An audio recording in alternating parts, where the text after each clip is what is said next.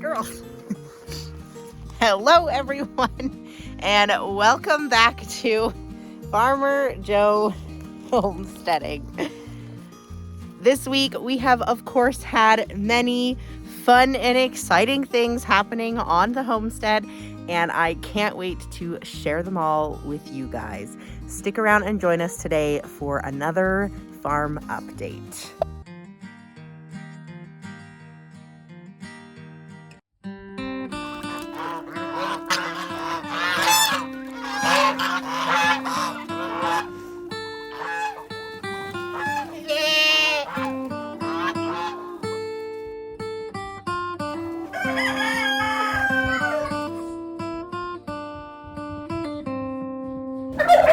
So I am out here today with our goat herd.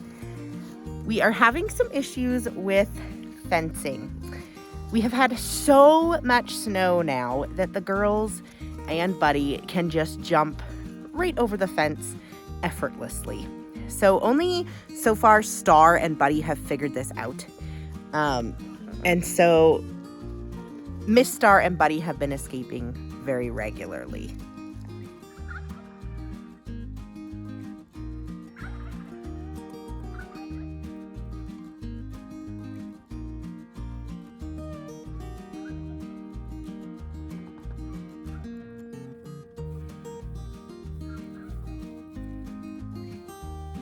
Miss Star is still nice and wide. We are now 4 weeks away from her kid date, officially a month, and I am so excited to see what she's been cooking in that pretty little belly of hers. Now, Luna didn't come back into heat, and I might be crazy or it might be the hay, but she definitely has been looking wider the last 2 days. And if she is bred, she would now be a month into her pregnancy. So she could maybe, if she caught, be a little bit wider. But I'm not holding my breath on it. But she definitely didn't come back into heat at 21 days. So we are keeping an eye on her to see how interested Mr. Buddy is. Mr. Buddy is definitely growing. And he's looking really good. The girls still don't love him at all. Except for when Big Mama was in heat, then she tolerated him a little bit. Big Mama still hasn't come back into heat. We'll know, I think, next week or the week after if she missed, because she comes in religiously at 21 days every time. Yeah, you do. Hi, sweetie. Now the little ones, look at that belly. The little ones are doing really well, and they are really nice and fat, enjoying the time with the big girls. And that is pretty much it for goat news. I did put some electric wire up, but all of the batteries are dead from the cold this winter. So once we get a battery, then we can actually charge it and put it up, because Buddy is just destroying everything like a normal boy. Fun fact, Billies pee in their beard to give them that really strong billy smell, which means they can pee really far. This is pee stream. Goes from the gate all the way to here. It's about 5 or 6 feet of pee stream from our handsome little Buddy. It was definitely one of those, why again did I want a boy?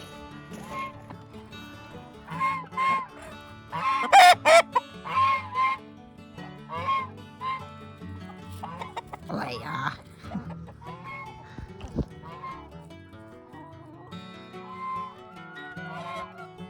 Okay, so in chicken news, they quit laying, most of them, almost entirely, where we were only getting like a couple eggs a day. But I have been giving them the mash again, just the layer pellet soaked, and then also adding in some of their oats, barley, corn, and black oil sunflower seeds into that mash. We did that for a few days, and we seem to be getting some increase in numbers. We've been getting 1 or 2 leg bar eggs a day, or none at all, for the last week and a half. And yesterday we had 6 eggs from that coop, so that was a huge improvement. The black copper Morans, I'm still only getting about 2 eggs a day, but that's not terrible.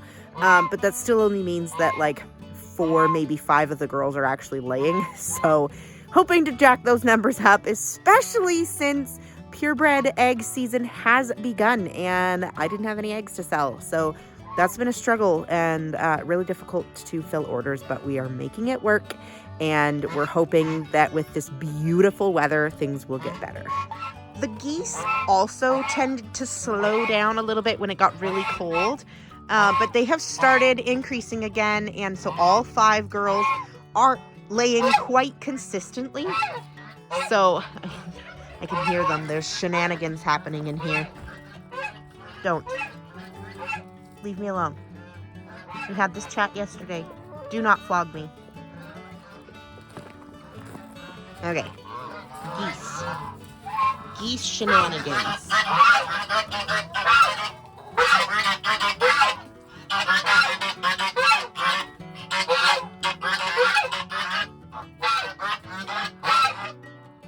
So anyway, we are getting a lot of goose eggs. We are expecting to get our first set of goslings hatched this weekend. We have 2 eggs that are looking really good, really healthy. In that batch, we actually originally, I think, had 5, and then the temperature was wrong. And so we lost 2 right off the bat, and we had 3, and then I lost another one this week, and I'm not entirely sure why. But 2 are looking healthy and strong and have made it to the lockdown stage, which usually means they're all going to make it. Usually when they make it that far, they're good to go. So I'm really hopeful. We'll have 2 goslings this week, and there's a lot of good, viable eggs from here on out. So next week there will most likely be 5 or 6, and then it should keep increasing weekly from there. So really happy with how things are going, and the fertility in the goose flock has been increased. In rabbit news, I haven't palpated yet. That's on the list for eventually. I should probably do it now. But they should be bred because it has been 10 days now, which is crazy. That means we're already over a week into their pregnancies. I would be very surprised if either one of them isn't bred. We had a lot of very good, successful fall-offs with both of our girls. She's probably in her nest. So Amber and Livy should be bred. Now, Miss Twilight actually almost was sold. I had to take that off to catch her. And we ended up making the decision to keep her, and they made the decision they didn't want her, so we figured, you know what, we'll just keep her. I wasn't really intentionally wanting to sell her anyways, but when we were purging and getting rid of the other rabbits, I was like, well, maybe I'll get rid of her too. But she might actually be bred. She felt at her last palpate felt a little bit like she could actually have babies. She does have a bit more of a firm abdomen than she did before. So she's actually over in Amy's side, because for whatever reason, my math was probably off. This side is actually a little bit bigger than the other side. So she is going to hang out on this side, and we'll see if she ends up kindling in the next week or so, because she just might.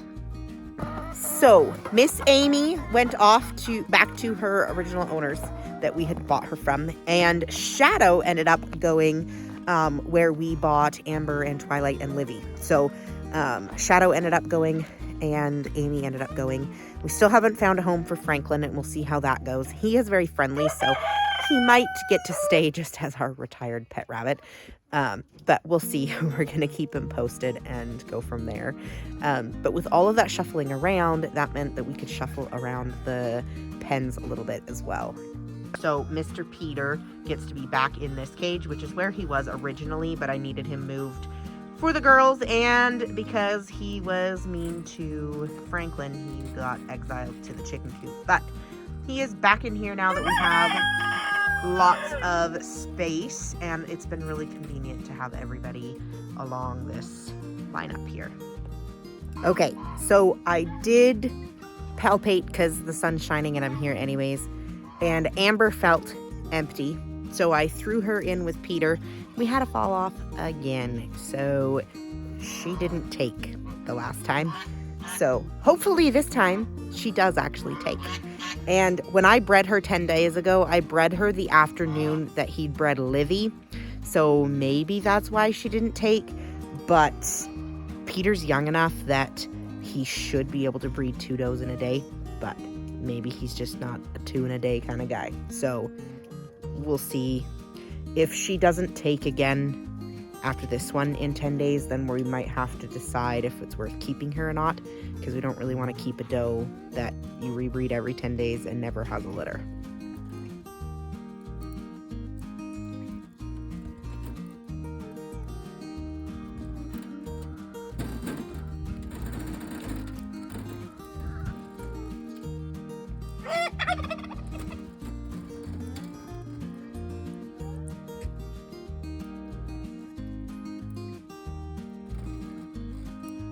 I missed filming it every time, but we did have another 3 fall-offs with Amber. So hopefully this time does it. I can't remember if this is the 3rd or 4th or 5th time that we have bred Amber, but I'm really hoping that this is it. This is the only rabbit that he has bred in the last 10 days. This is the only rabbit he'll be breeding today, so I'm hoping with those 3 fall-offs, we should be good to go. They say the second fall-off is the best shot. That's when they're going to get the most out.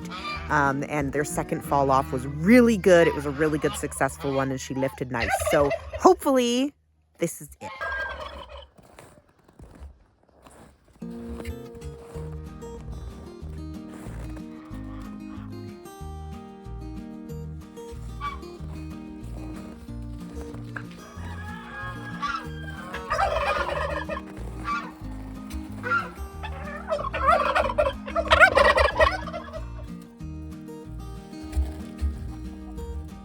All right, on to turkey business.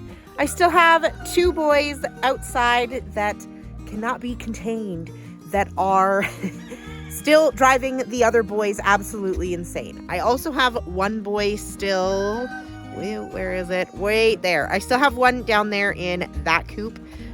He seems to be happy to stay put, but the other 2 just fly out and they're driving me crazy. So we have 2 boys that live with the leg bars that come over here and terrorize the 2 boys that live with the girls in here. Our fertility at the last check for turkeys was 100%. You can see her feathers. You can tell she's been getting ridden, and most of the girls have been looking that way. Now, that is Sassida and Sage. They are our girls from last year, and I actually haven't been getting eggs from them. They are not laying. So whenever I start noticing the boys interested in them, I know that they'll be coming in to lay, and it should be really soon. So for the turkeys, sorry, we have this gal still secured in this box with 5 turkey eggs. And we have 3 turkeys and a chicken. They're not broody. There's 1 turkey in the very back that's broody, and then her 2 sisters climb in daily to lay an egg, and then the chicken lays an egg too. So it's a party. The broody turkey hates it though. So each one of our turkey broodies right now has 5 eggs. I have marked all of the eggs with permanent markers so that I know which eggs are theirs, because the other girls have been laying. Now, in this box, it hasn't been so bad. She seems to have that box to herself and nobody really bugs her, so that's been nice. But I do check her regularly because I'm trying to gather up as many turkey eggs as we can for customers and for the incubators. So those, I've been making sure to keep track of whose eggs are whose. And then obviously in this box, it's just a mess. Every day there's a mess in there. The mama that's broody, she does keep the turkey eggs underneath of her, but I am not exactly hopeful that her eggs are going to hatch out successfully, just because she's constantly getting interrupted, the poor girl. So I'm thinking I might need to candle her eggs soon. If they are growing and developing, she can keep doing what she's doing. But if not, I'm going to need to stick her in with the cuckoos next door so that she's separated from a turkey box, so that she quits and breaks out of that broodiness, because I don't want the poor girl sitting for a month on eggs that are not successfully developing, because her friends have been laying with her and causing a whole kerfuddle. So I'm hopeful for her, but I also want to keep her best interest in mind, and I want to make sure that she's healthy and happy, and maybe save the broodiness for another. Well, while I'm in here, here's the cuckoos. They lay like champs, so no matter the weather and no matter what the difference is in temperatures, they seem to just keep trucking along, which is why we keep them, because they are really good, consistent layers and just nice chickens to have all around. Hello, what do you need? What do you need? Hungry? As for the chickens, we are all doing great. We are at the pinnacle of nastiness for chicken coop, which drives me crazy. But it's all frozen solid, so I can't even get it out. So we're gonna have to hope for better weather so that I can start cleaning them out. So the girls have been growing back their feathers. Remember, we had issues with them losing feathers, so we were treating them. So like, here's one that's real bad. You can see she's getting the feather regrowth on her neck. So there's a few of them that are starting to regrow and get some more pin feathers. So we're hopeful that the mite problem is dealt with and the girls should be nice and ready to go. I just cannot get over how handsome Black Copper Moran's roosters are. Look at him sitting there.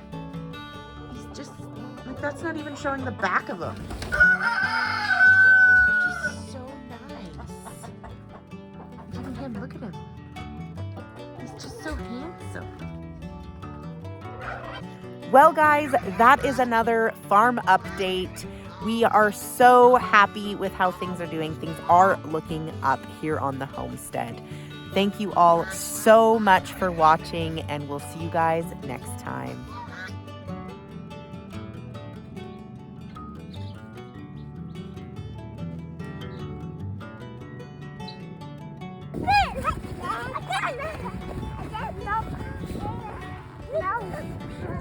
This one a little harder.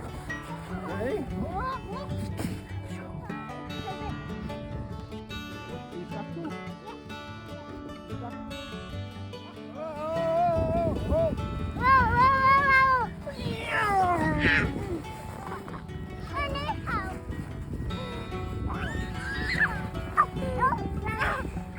Hi. Yes. Hello. Mama, be nice. Hey, Stinker. Hey. Look how wide you are. You're chunky.